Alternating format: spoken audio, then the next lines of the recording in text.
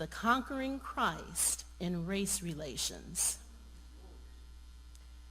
In this great age of surprise and startling achievements, when the mind of man is concerned with material things, when both time and space are being annihilated by modern inventions, and all parts of the world are in whispering distance, it is not surprising that man often forgets his true relation with his fellow man, and in so forgetting, often transcends the rights of others.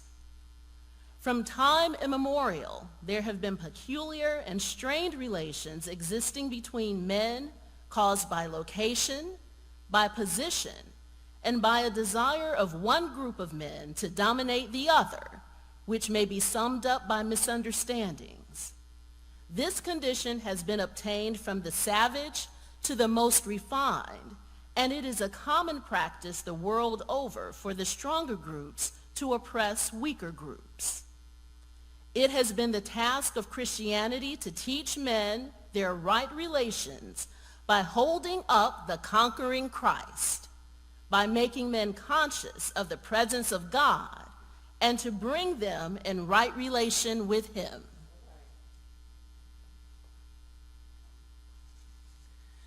No group of men can establish their rightful relation with other men unless in terms of the Bible's injunction, out of the blood has he created all men for to dwell upon the face of the earth.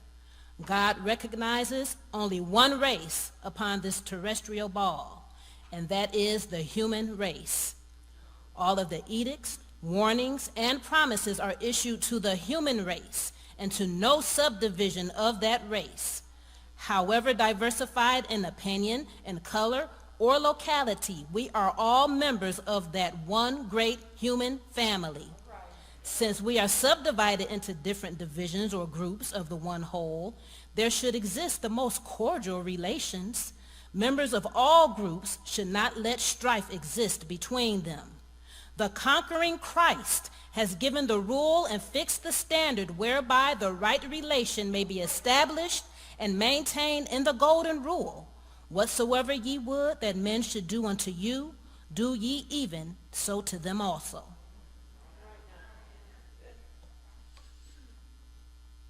It is true that some of the groups have bathed themselves in pure sunshine of liberty as much as could and ascended the heights of racial progress until they have become a wonder of the world. But there is much to be done.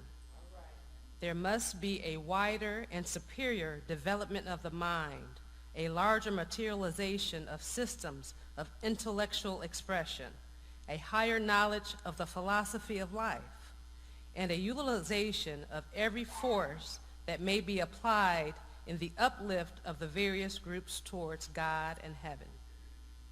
There are many of us who must be lifted up into the golden glories of enlightenment, of manhood and womanhood.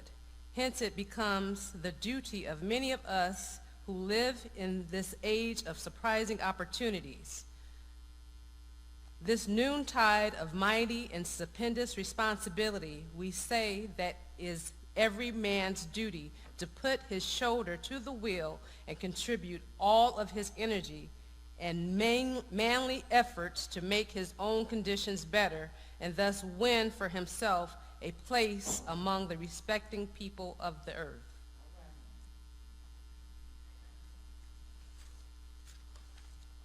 Civilization has admitted the oppressed groups into her enchanted palace and now demands that they shall do something worthy of the honored place or be evicted forever. She is calling them to higher grounds. Shall she call in vain? I hear the response, no, 1,000 times no. But they are coming through the trades, the callings, the professions, and along every industrial line, and will be there with the goods at the tournaments of nations and on civilization's highest planes.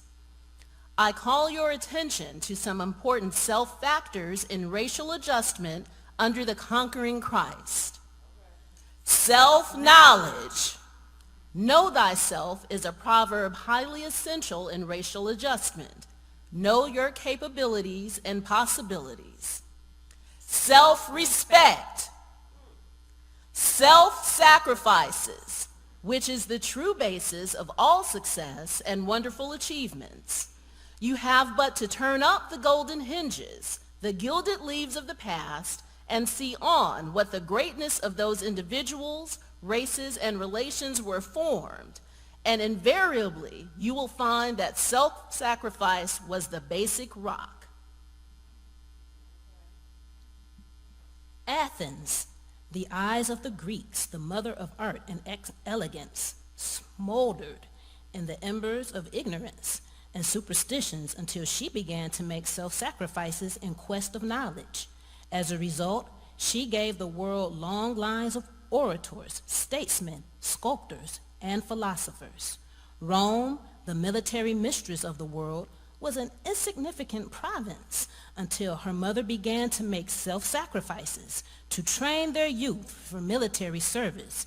It was then that she became ruler of the world. Our own America was only a few colonies subject to the British and was the object of oppression and tyranny. But when she made her self-sacrifices, she threw off the yoke of bondage and has made herself felt and known as one of the most powerful nations on earth. Self-mastery, for he who masters himself is greater than he who takes a city. Righteousness, for indeed righteousness exalts a nation, but sin is a reproach to any people. And the conquering Christ will cause your enemies to be at peace with you.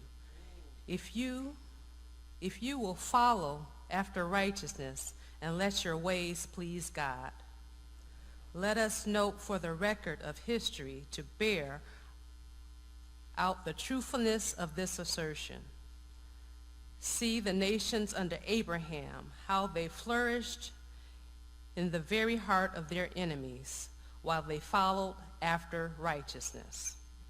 On the other hand, the community became wicked and inhumane.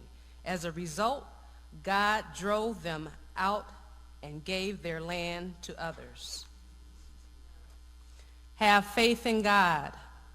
Rest in his word. His coming, for he will change conditions after a while.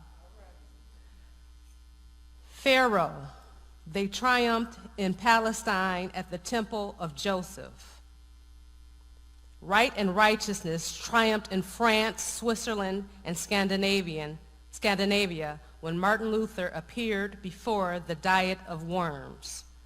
Right and righteousness triumphed when armistice was signed, and their triumphs are still spreading from sea to sea and pole to pole.